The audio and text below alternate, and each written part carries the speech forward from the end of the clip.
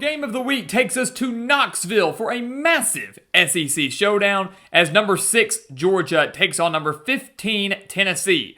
Will the Volunteers pull off the upset and shake up the college football world, or will Georgia continue their dominance over Rocky Top? That's what we're here to break down today. So welcome back to the Gridiron Expert, guys. So glad you could join us today as beginning our game of the week prediction, starting, of course, with the biggest one out in Knoxville. As always, please continue to like, comment, subscribe, share our videos. Check out everything down in the description below. That includes our website, thegridironexpert.com, home to those expert picks. Some of the best college football and NFL spread picks in the entire country. We're beating out over 80% of the national handicappers, have done so every year since we began those expert picks. We're fresh off a 60% week, both in college football and NFL, and we're offering all those picks for one of the lowest prices in the entire country, and for a full year as well. So go take advantage of it. Start winning big with us today. Again, the link down in the description below over on thegridironexpert.com. So let's look at this game. I'm really excited for this one because I feel like I'm just speculating here, but I feel like a lot of people think Tennessee can pull off this upset. In years past, it's like, yeah, it might be close, but everybody definitely leans Georgia. This year, it feels like a legitimate possibility that the Volunteers can win this game. But let's take a look at a little history first. Georgia has got history on their side, right? The Bulldogs have won 9 straight SEC openers, number one. So even if they do look a little mediocre, not their best against non-conference teams, Kirby Smart always has them ready to go come conference play. They've also won the last 8 games over Tennessee. They beat them 38-10 in 2023 at Neyland Stadium, won 31-17 last year in Athens. Georgia has won their last 4 games in Knoxville by an average of 31 points. Think about that. So they're dominating Tennessee. Have done so really since Kirby Smart arrived. Have done so for nearly the last decade. Tennessee, meanwhile, everybody's hyped about them. They should be. They're great at home. 25-4 at home under Josh Heupel. But 2 of those 4 losses have come to Georgia. And again, they really haven't been particularly close. Then the last 4 home losses of the Bulldogs by an average of 31 points. Last year did lose in Athens by 14, the year prior by 28. So let's go ahead and jump into it. We'll start with Georgia, the offensive side of the ball here. They've looked okay. I think that was the side of the ball that certainly had the biggest question mark for Georgia coming into the year. New quarterback in Gunnar Stockton. We knew the defense was going to be good as usual, but were they going to find some good running backs? Were they going to find some good receivers? How well was Gunnar Stockton going to play? And he's been okay, right?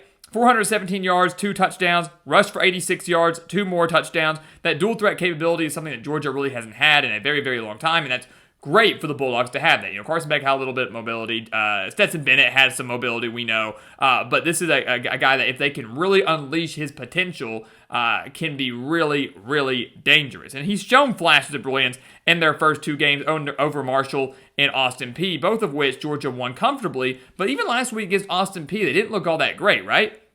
Only put up 28 points.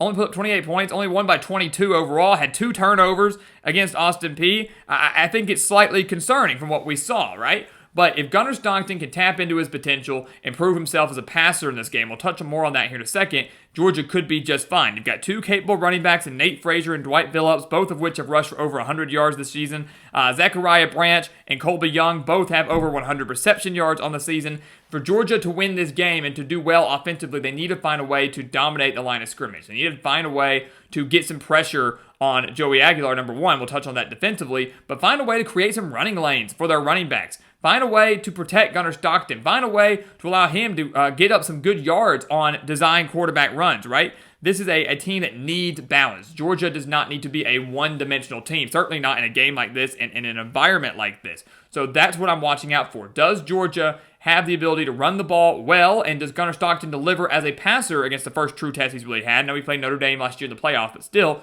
Or do the Bulldogs struggle offensively against this very good Tennessee team? That's what we're here to watch out for. Tennessee, meanwhile, we knew that was the question mark. Will they succeed without Nico Iamaleava? And yes, they have. And Nico Iamaleava, as we know, was garbage. I mean, he really wasn't that good at Tennessee last year, and as we've seen the last couple weeks at UCLA, has not done very well there either. So it was a great decision by Tennessee to basically call his bluff, say, we're not going to pay you more money. It definitely worked out great for the Volunteers, who put up 45 points against Syracuse and then 72 points against East Tennessee State. So the offense seems to be doing just fine. Joey Aguilar, the replacement for Nico Iamaleava, is doing just fine. 535 passing yards, 5 touchdowns, no interceptions, in these first 2 games. The running game has been phenomenal for the Volunteers. Star Thomas and Deshaun Bishop both have rushed for at least 150 yards on the year.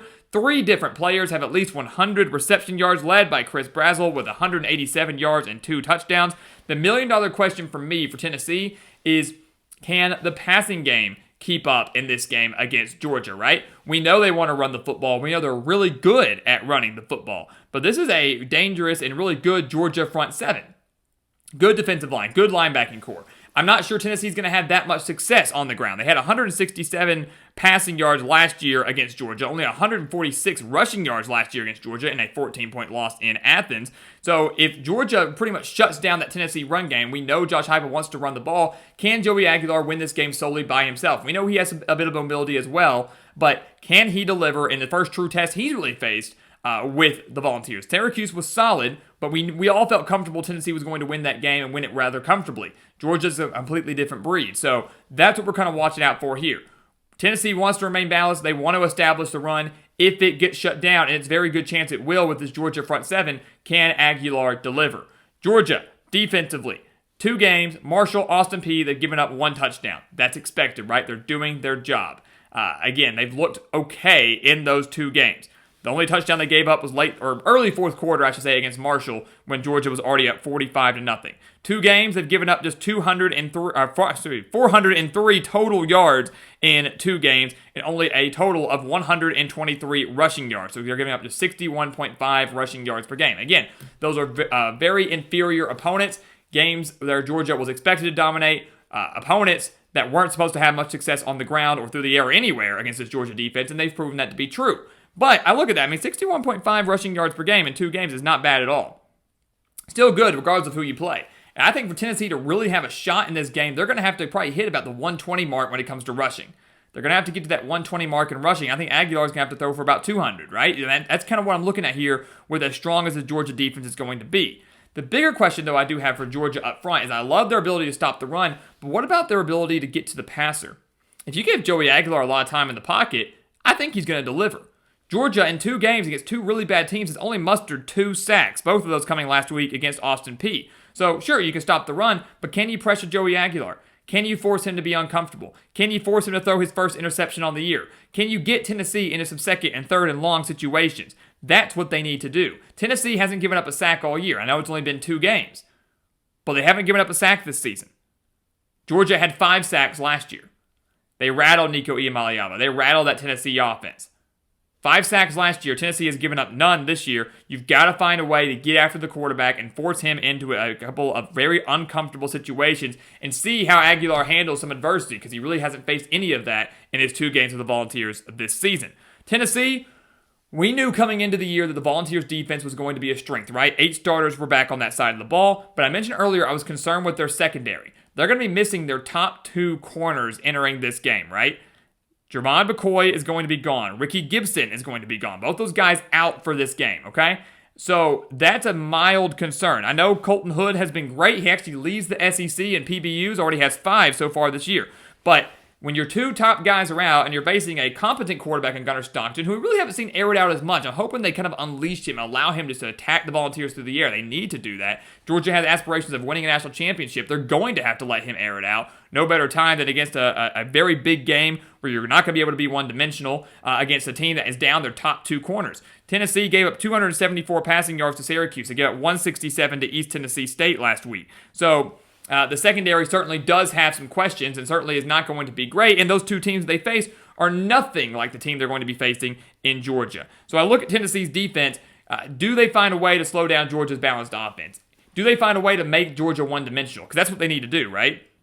They've got to find a way to slow them down. You've got to find a way to make Georgia one-dimensional and put all the pressure on Gunnar Stockton. But then again, if you do that, Gunnar Stockton could just go out there and exploit your secondary that's down their top 2 players. The key in this game is to force some turnovers. You've got to find a way to force Stockton into mistakes. Because you go back and look at this, Stockton hasn't faced an environment like this. He played at a neutral site against Notre Dame last year. They lost. And then 2 home games against really bad opponents. So this is a first true start for Stockton in a very hostile environment. We know how great Neyland Stadium is, how tough it is to play there, how good Tennessee has been there under Josh Heupel. Again, 25-4. Tennessee already has 8 sacks on the year. This is a dang good defense. So can they get after Stockton, force him into second and third and long situations?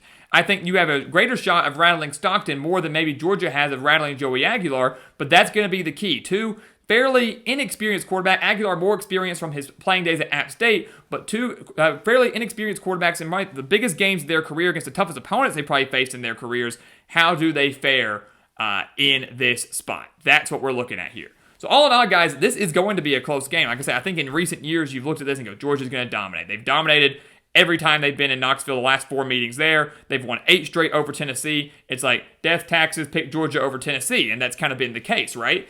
Even when Tennessee retook that number 1 spot a few years ago, they were number 1. Georgia was like number 3. They played in Athens. Georgia dominated that game. I mean, they've got their number, right? And I think they're going to continue to have their number after Saturday. I cannot pick against Georgia in this spot. I know they didn't look great against Austin Peay. I get it. They still won by 22. They've got Tennessee's number, and I believe Kirby Smart's going to have this team up and ready for this game. I truly do believe that. I think Joey Aguilar struggles a little bit against the best defense that he has seen all year long. I think Gunnar Stockton actually does have some success through the air against this Tennessee secondary. I expect it to be close. I expect it to probably be decided by no more than 10 points. This is not going to be one of those games where Georgia wins by 30-plus points like they have on average the last 4 times they visited Knoxville. Tennessee makes it very, very close, but I still like Georgia's defense just a little bit more than the Volunteers. I think Georgia can be more, not one-dimensional. I think Tennessee might become one-dimensional from Georgia's defense stopping the run game. I think the Bulldogs can get a little bit more going offensively than the Volunteers. It's going to be close, but give me Kirby Smart's Dogs to get the big-time win on the road. It will be close, but Georgia prevails and wins their 9th straight over the Volunteers. So guys, as always, thank you so much for watching us here at the Gridiron Expert on YouTube. Make sure to continue to like, comment, subscribe, share our videos. Check out everything down in the description below. That includes our website, thegridironexpert.com, home to those expert picks. Again, some of the best college football and NFL spread picks in the entire country for one of the lowest prices in the entire country. Go check it out. Sign up today. Become a member of our GE Nation. And once again, as always, thank you so much for watching. And we'll see you next time right here on the Gridiron Expert.